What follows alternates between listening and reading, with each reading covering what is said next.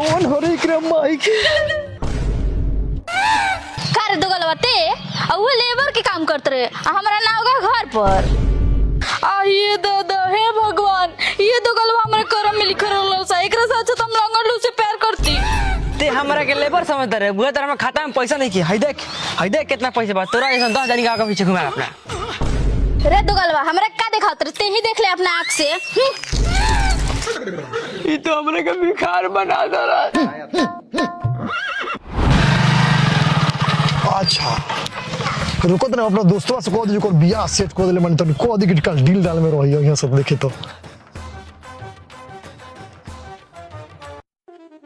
hello तोर बियाह हम सेट कर देले बानी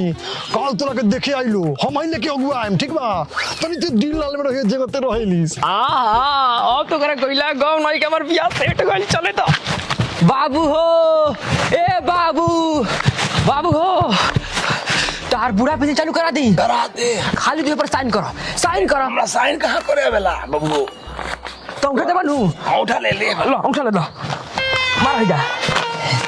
वाह बेटा वाह तोरे से तो बेटे ना बुढ़ा तार हम बुढ़ा पिसिन पास करावत नहीं गइला अब तो सब तरह से आई भैया आई हाय देखी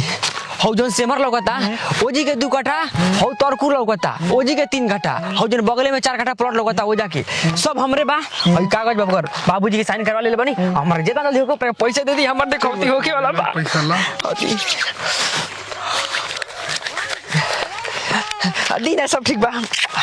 पैसा तो ले लेला कल सुबह रजिस्ट्री ऑफिस में आ जाइए तार काम हो ठीक जाए है हम 9 बजे पहले पहुंच जाए ए सरौ औरो दब वाला औरो हम दे इज्जत के सवाल बा बाप हो बाप खाली रहना तो बेटा वाला हद पार कर दे देखी हो ये तो दुआर हो लइका के हो ये लइका के बाप जी हो ये तो लइका आई बैठी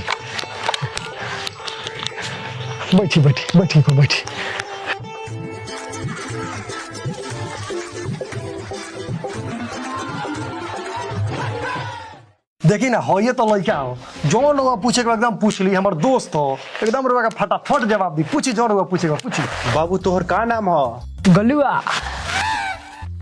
अच्छे और घर द्वार कहाँ परी जब दीवार बैठल बानी ई दीवार आ सामने ही घर खड़ा बा कहे के मतलब गुआ के नाम का परी बिना जले आके गइल बानी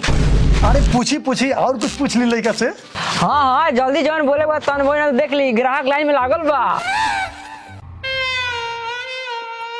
घबरेला कोनो बात नहीं खे अगला महीना हम दिन धरे आवत नहीं रिश्ता पूरा फाइनल बा हाँ कहो तो नहीं लइका एकदम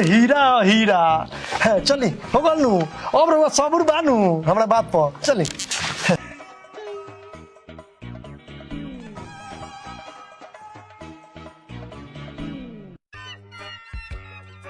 साले तू लोग कौली बना उतरल जितना सामान भाड़ा पर ले आइल बड़ा सब पहुंचा दियो गाड़ी कुर्सी ब्लाउज और भी यहाँ तक ठीक बा जाता नहीं हम इतना पैसा कहाँ से आइल रे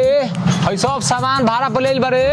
ए तरह से साइन करवा के सब जमीनिया बेच दिले बानी अरे बाप रे रो सरवा तोरा हम बताओ तने बोलो ठीक के ने बा हमर रे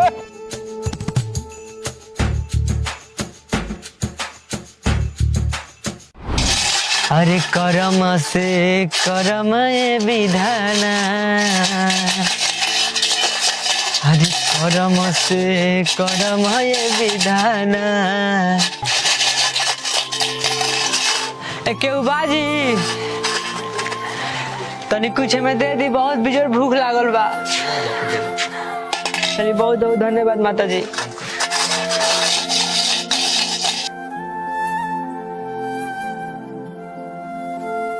अरे भिखिया मांगो तोरे खाता मल के गाँव गईनी हो अरे मलबो न पूछे हमार हाल केहू बाजी रे दुगलवते हमर पीछा करत हम घरे तक आ गइले तोरा ऐसन दशा गेल कि ते भीख मांगत रे ई सब हाल तोरे चलते न भइल बा तोरा चक्कर में बाबूजी के जड़ जमीन सब बेचा गइल गाड़ी रहे उहो बेचा गइल सब तोरे चलते का भइल बेटी कौन हाला कइले बा दमा दी रहुआ अरे ससुर जी हम चला ससुर जी के दुआरे भीख मांगे करे